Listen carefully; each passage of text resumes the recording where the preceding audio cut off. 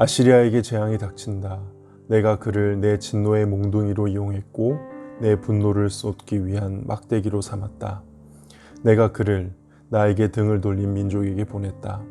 나를 노하게 한 백성에게 보내어 치게 하며 아시리아가 그들을 약탈하고 탈취하며 유다를 거리에 진흙같이 짓밟도록 하였다. 그러나 아시리아 왕은 내가 그를 도구로 삼아 이용하고 있다는 것을 알지 못하고 그런 생각을 전혀 하지 못한다. 그는 다만 마음속으로 세계를 정복할 계획의 일부로서 내 백성을 공격할 생각을 하고 있다. 아시리아 왕이 이렇게 말했다. 내 지휘관들은 모두 왕이나 마찬가지다. 갈로는 갈그미스처럼 우리에게 멸망당할 것이고 하맛은 아르바처럼 우리 발 아래 떨어질 것이며 사마리아는 다마스커스처럼 우리에게 멸망당할 것이다. 우상을 섬기는 나라들을 내가 멸망시켰다. 예루살렘과 사마리아의 우상보다 더 많은 우상을 섬기는 나라들을 멸망시켰다. 내가 사마리아와 그 우상들을 멸망시켰으므로 예루살렘과 그 우상들도 멸망시키지 못할 까닭이 없다. 주께서 시온산과 예루살렘에서 하실 일을 다 이루신 뒤에 저 마음이 교만하고 잘난 척하는 아시리아 왕을 심판하실 것이다. 아시리아 왕이 이렇게 말했다. 내가 내 힘으로 이런 일들을 했다. 내 지혜와 모략으로 많은 나라를 무찔렀다. 그들의 재산을 빼앗았고 엄청난 숫자의 사람들을 포로로 사로잡았다. 새의 둥지에 손을 대듯 내가 민족들의 재물을 빼앗았다. 어미새가 버린 알들을 모아들이듯 내가 온 땅을 차지했다. 아무도 손을 들어 내게 대들지 못했고 입을 열어 나를 비난하지 못했다. 도끼가 도끼를 휘두르는 사람 앞에서 자랑할 수 없으며 톱이 톱을 켜는 사람 앞에서 자랑할 수 없는 법이다. 막대기가 어찌 막대기 든 사람을 잡을 수 있겠으며 몽둥이가 어찌 몽둥이 든 사람을 들어 올릴 수 있겠느냐. 그러므로 주 만군의 여호와께서 아시리아의 군인들에게 무서운 질병을 보내실 것이다. 아시리아의 힘이 다 빠지게 되고 모든 것이 없어질 때까지 타버릴 것이다.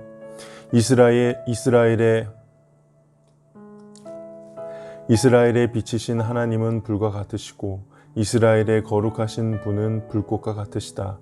그런 하나님께서 하루 사이에 찔레와 가시와 같은 아시리아 군인을 태워 없애실 것이다.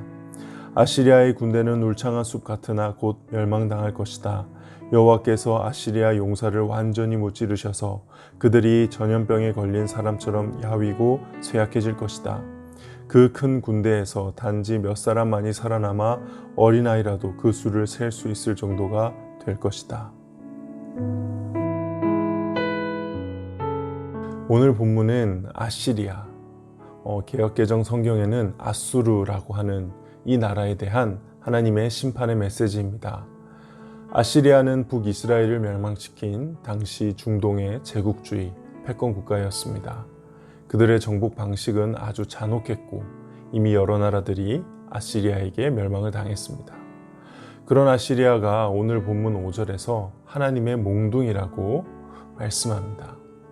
하나님이 사용하셨다는 것입니다. 하나님께서 아시리아라는 강대국을 사용하셔서 북이스라엘과 남유다를 몽둥이로 때리셨다는 것입니다. 6절에 보면 아시리아를 이스라엘에게 보낸 분이 정작 하나님이셨다고 말씀합니다. 내가 그를 나에게 등을 돌린 민족에게 보냈다. 여기서 나에게 등을 돌린 민족, 나를 노하게 한 백성 모두 이스라엘이죠. 우리는 이 내용을 통해서 신앙생활을 하며 가져야 될 중요한 자세를 하나 배우게 됩니다. 나에게 일어나는 모든 일은 하나님의 절대 주권, 그 통제 아래에 있다는 것입니다. 더 나아가 하나님께서는 나의 그런 주변 모든 상황들을 사용하셔서 나에게 말씀하시고 가르치신다는 것입니다.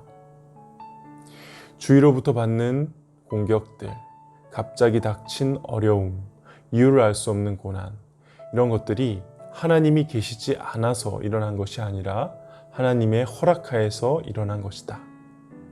이런 고백은 너무 아프고 생각하면 힘든 것이 사실이지만 오늘 본문은 분명히 그렇게 말씀하고 계십니다. 그래서 신자는 어떻게 이런 일이 일어날 수 있는가라는 질문보다 하나님이 왜 이런 일을 나에게 허락하셨을까 라고 묻는 신앙의 습관을 가져야 하는 것이죠. 그리고 그에 대한 답을 얻어가면서 신앙이 성숙해지는 것입니다. 정말 말은 쉽지만 적용하며 살기는 정말 힘든 그런 진리입니다. 이스라엘 백성들이 지금 그런 상황입니다. 하나님의 백성인 자신들이 하나님을 믿지 않는 민족들에게 핍박을 받고 있습니다. 13절에 보면 그들의 교만은 하늘을 찌릅니다. 내가 내 힘으로 이런 일들을 했다. 정말 그냥 아시리아가 한 것 아니야? 하나님이 이 모든 상황을 통제하시기는 하시는 거야? 이거 하나님도 아무 능력 없는 거 아니야? 어떻게 하나님의 백성인 우리가 하나님을 대적하고 혼자 잘났다 자랑하는 저 아시리아 민족들에게 당할 수가 있는 거지? 솔직히 이런 의문이 드는 것이 사실이죠. 거기에 대한 오늘 하나님의 대답은 분명합니다. 일이 끝나면 아시리아도 멸망당할 거야. 절대 주권자의 대수롭지 않은 듯한 답변입니다. 16절부터 19절 질병을 보내실 것이고 힘이 다 빠지고 모든 것이 없어질 때까지 타버릴 것이다. 태워버릴 것이다. 곧 멸망당할 것이다.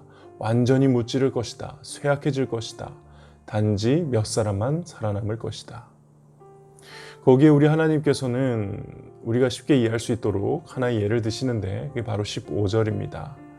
한마디로 하나님과 아시리아의 관계는 사람과 도구의 관계일 뿐이다. 사람과 도끼, 사람과 막대기, 사람과 톱, 사람과 몽둥이 이런 관계일 뿐이다. 이렇게 말씀하십니다. 이것은 인간이란 하나님이 얼마든지 이용할 수 있는 비인격적인 존재라는 뜻이 아닙니다. 이것은 창조주 하나님과 피조물 인간 사이에는 우리가 이해할 수 없고 상상할 수도 없는 아주 넓은 간격이 존재하고 있다는 사실을 잊지 말라는 하나님의 말씀인 것입니다. 지금 내 눈앞에 일어나고 있는 그 무언가 대단한 것들, 호들갑 떨게 만드는 것들, 목숨보다 중요하다고 여기는 것들을 창조주 하나님의 입장에서 어떻게 보고 계실지를 한번 생각해 보라는 것입니다. 그 잔혹하고 무시무시한 아시리아 대제국이 하나님께는 그냥 막대기인 것이죠. 그런 의미에서 신앙이란 조금씩 하나님의 눈으로 이 세상을 바라보게 되는 것입니다. 하늘의 눈으로 이 땅을 바라볼 수 있게 되는 것, 영적인 눈으로 육의 세상을 파악할 수 있게 되는 것입니다. 오늘 하루 하나님의 시선으로 내 삶의 구석구석을 바라볼 수 있기를 주님의 이름으로 축복합니다.